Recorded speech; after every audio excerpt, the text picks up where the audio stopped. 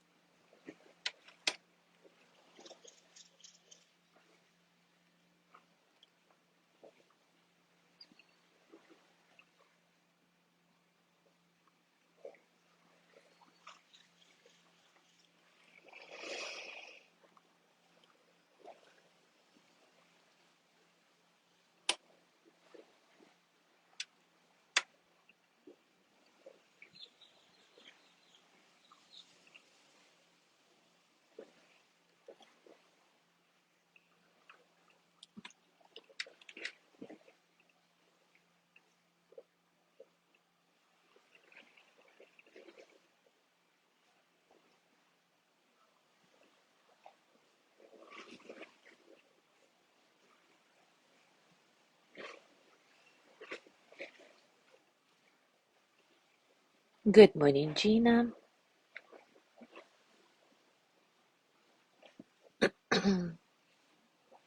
Good morning, Jean.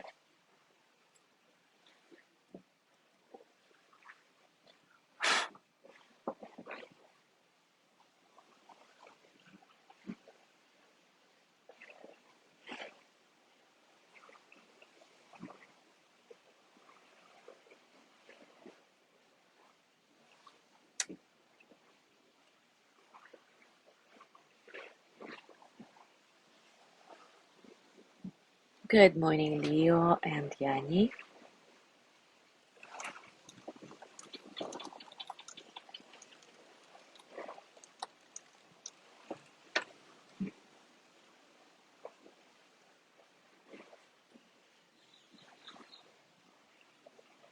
Good morning, Sandra.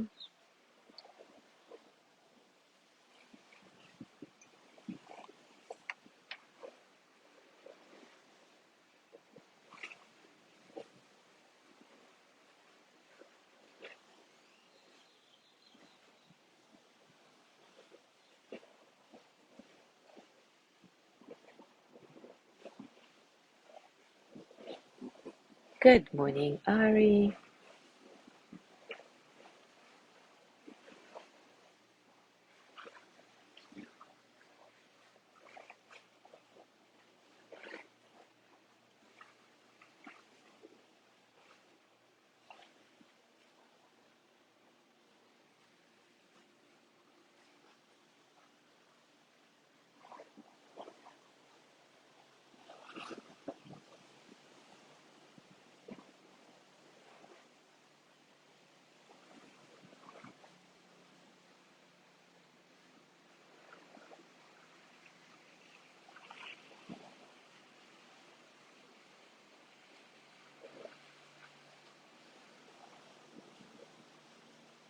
All right, it is time for us to start.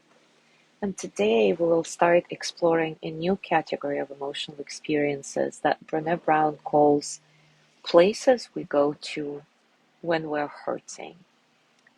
Those places are hopelessness, despair, sadness, grief, anguish. Once again, quite a set of uncomfortable emotions, isn't it? And each of them can bring us into a deep, long-lasting darkness that's so hard to come out of. And in my opinion, that's precisely why it's so important to really own them versus try and push them under the rug. To learn how we express them in the body instead of pretending that nothing is happening. To allow ourselves to experience them and to gently transmute them into something more life-affirming.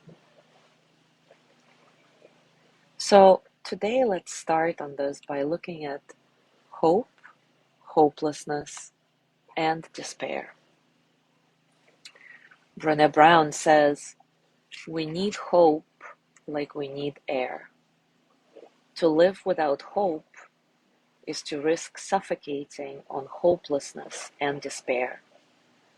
Risk being crushed by the belief that there is no way out of what is holding us back. No way to get to what we desperately need. But hope is not what most of us think it is. It's not this warm, fuzzy emotion that fills us with a sense of possibility. Hope is a way of thinking, a cognitive process. Yes, emotions play a role, but hope is made up of what researcher C.R. Snyder calls a trilogy of goals, pathways, and agency.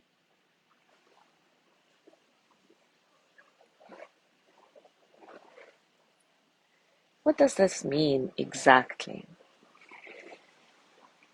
So Snyder says that we experience hope when, first, we have the ability to set realistic goals, kind of saying, I know where I want to go.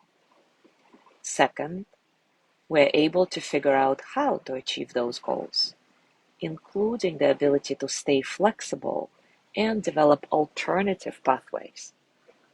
This is saying, I know how to get there, I am persistent, and I can tolerate disappointment and try new paths again and again and again.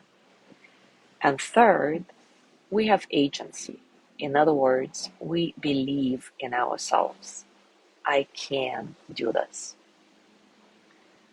Hope is a function of struggle. We develop hope not during the easy or comfortable times, but through adversity and discomfort.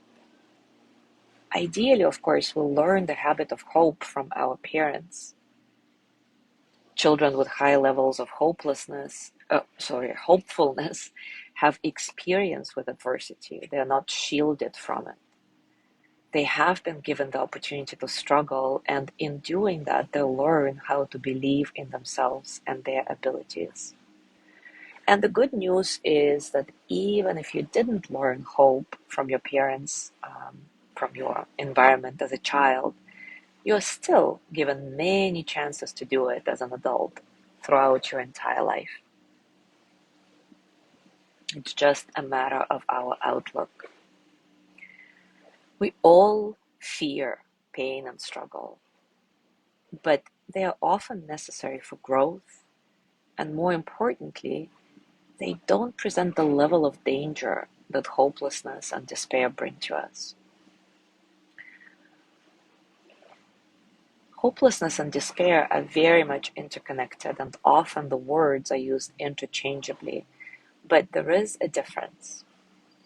Hopelessness arises out of a combination of negative life events and negative thought patterns, particularly self-blame and the perceived inability to change our circumstances.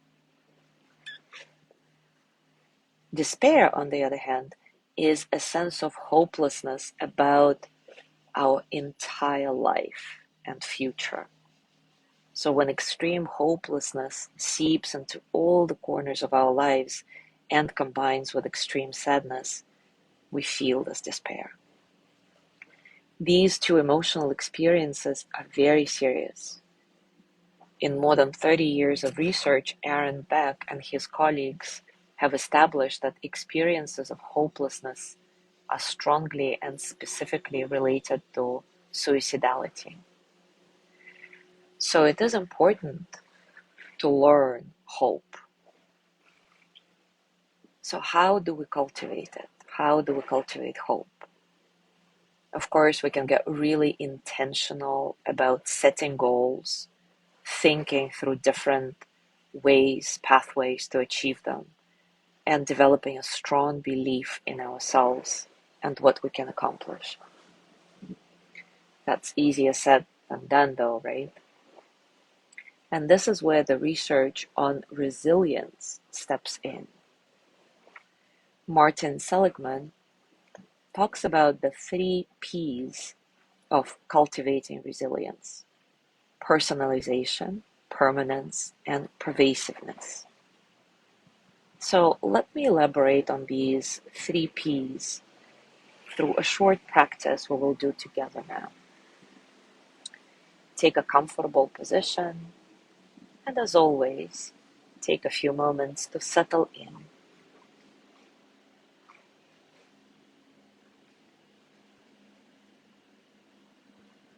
Scanning your body, notice how you're feeling today, physically, emotionally, mentally. How are you really?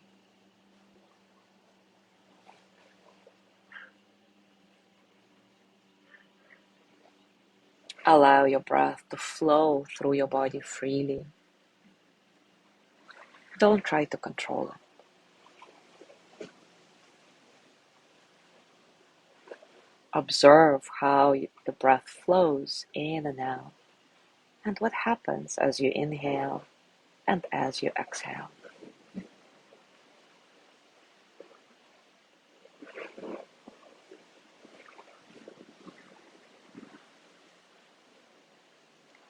Now I'll just go through this 3 Ps of resilience that Martin Seligman talks about, giving you the opportunity to reflect on the ways you can bring more hope into your life.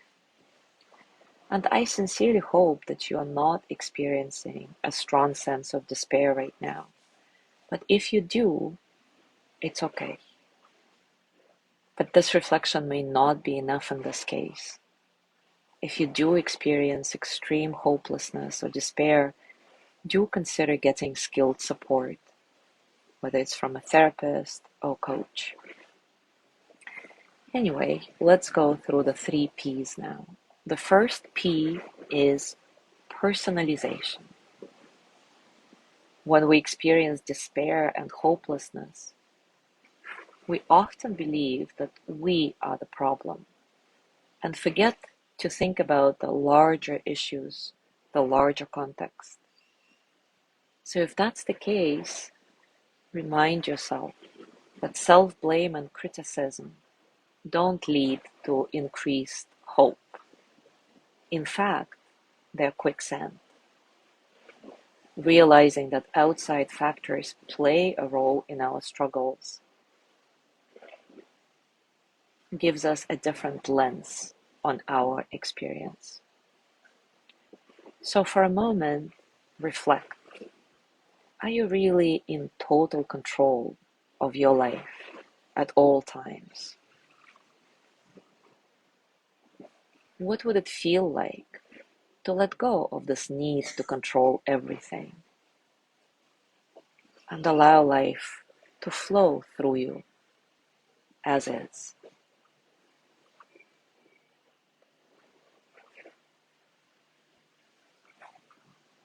Put your hands on your heart and repeat after me. I am connected with everything there is. I allow life to flow freely through me.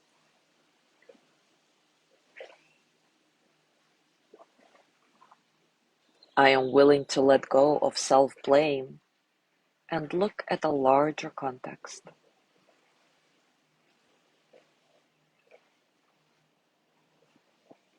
Even if I don't know how to change some things about my life right now, I am willing to release the reins of control and open the door to possibility of change.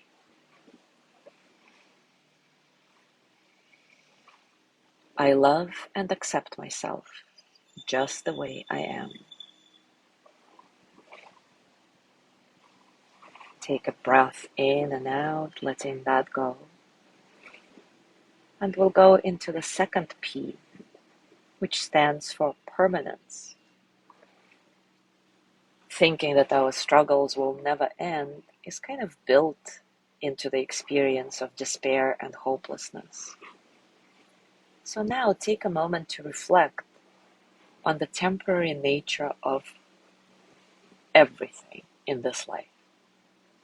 Absolutely everything is temporary, including all the setbacks on your way to achieve a goal.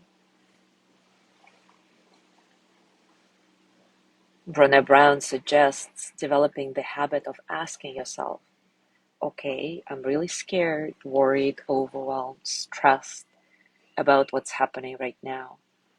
But will this issue be a big deal in 5 minutes? 5 hours? 5 days? 5 months?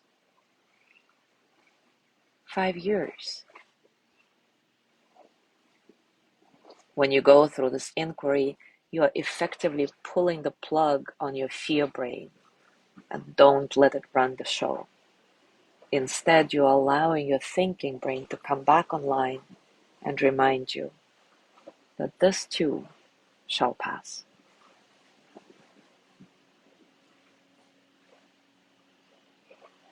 And finally, the third P is for pervasiveness.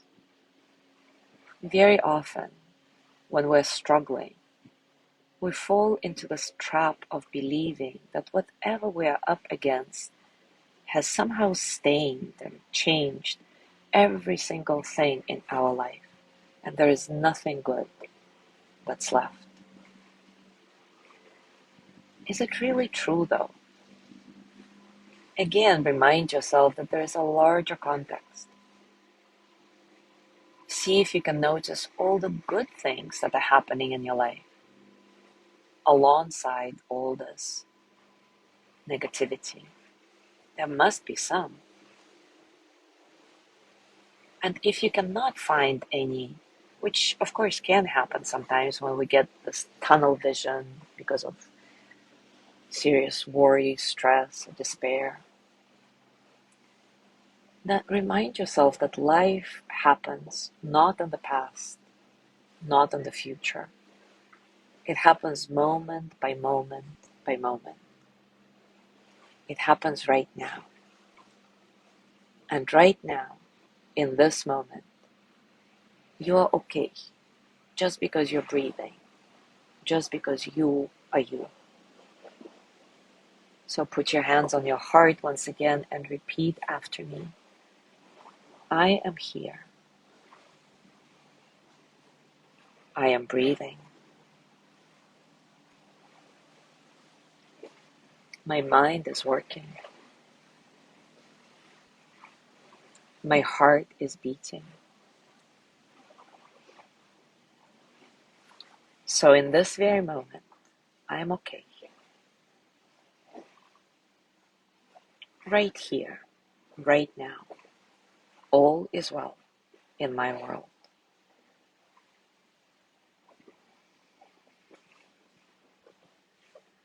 I hope this reflection helped you see some ways to cultivate hope and resilience. Obviously, it's just the tip of the iceberg, but see how you can apply these concepts in your day-to-day life so that you don't sink into hopelessness and despair. And if you do, that's okay too. Know that you're not alone and that you can always reach out and get help. Thank you so much for being here. Have a wonderful day, and I'll see you tomorrow. Not true. I will not see you tomorrow. Amethyst will see you tomorrow. I will see you on Thursday.